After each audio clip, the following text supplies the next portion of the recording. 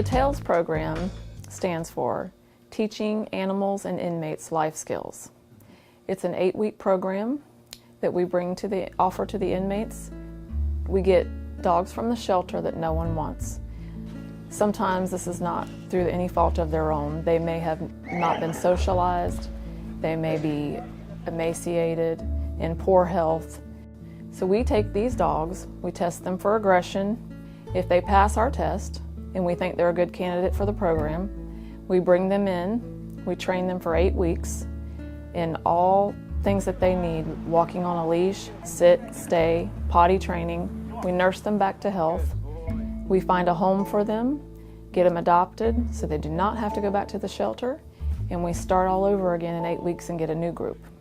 Some of these guys that have come in the program have never been responsible for anything in their life, and this is a whole new ball game for them.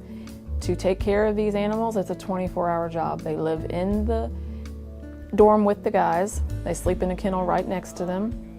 They have to bathe them, feed them, give them their medication, take them out to the bathroom, not to mention the training, which is the most important part. As far as the types of dogs, we've taken in puppies, adults, big dogs, small dogs, all kinds of breeds, shapes, colors, sizes, and they come from our local shelters such as Clay County Animal Care, Putnam County Animal Care and Protective Services. Whatever local shelters need us the most is where we are. Adopting versus buying from a breeder or puppy mill is extremely important. Adopting actually saves 2 lives. It saves the lives of the dog you're adopting, and it saves the life of another dog by freeing up kennel space. Every day in our country, dogs and cats are killed simply because there's no space in the shelters.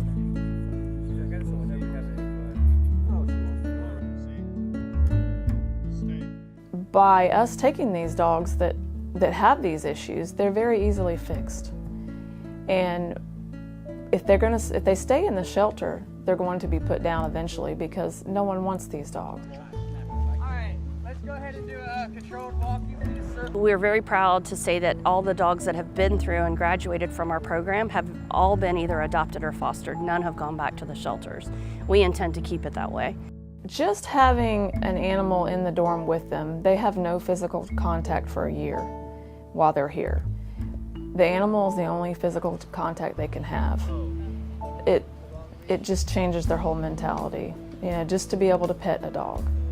And a lot of guys that come in here hard and tough and rough, the dogs always bring out the softer side. Finish. Finish, Libby. Good job, Libby. Good girl, Libby. Yeah, good girl, Libby.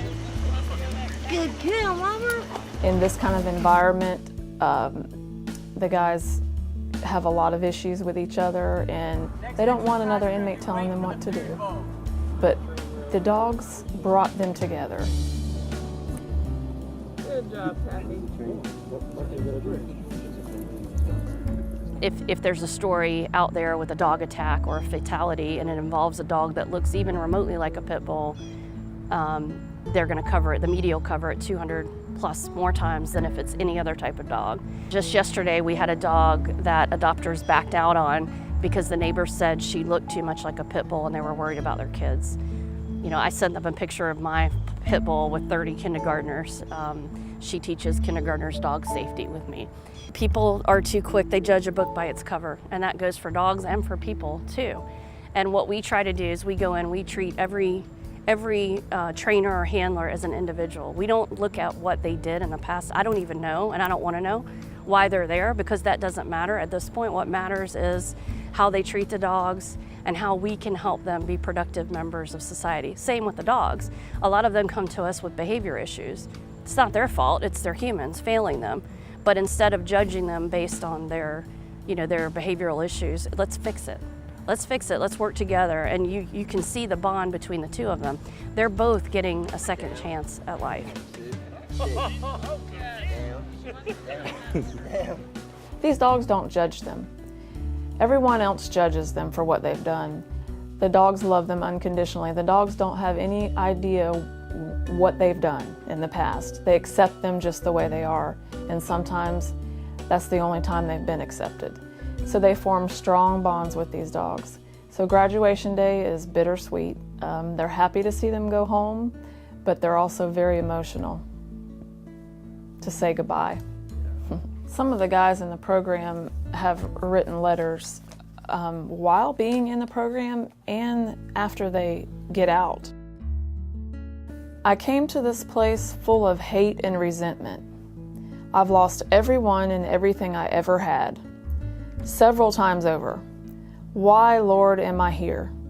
And then he showed me these wonderful creatures, all alone, locked up for the sole crime of being born into a world that does not want them, seen as mean and vicious. Yet here they are, showing me what unconditional love really is and giving me back my heart. I hope and plan to help these dogs as long as God will allow. And that's just one example of a letter that I've received. I've received numerous letters just like that.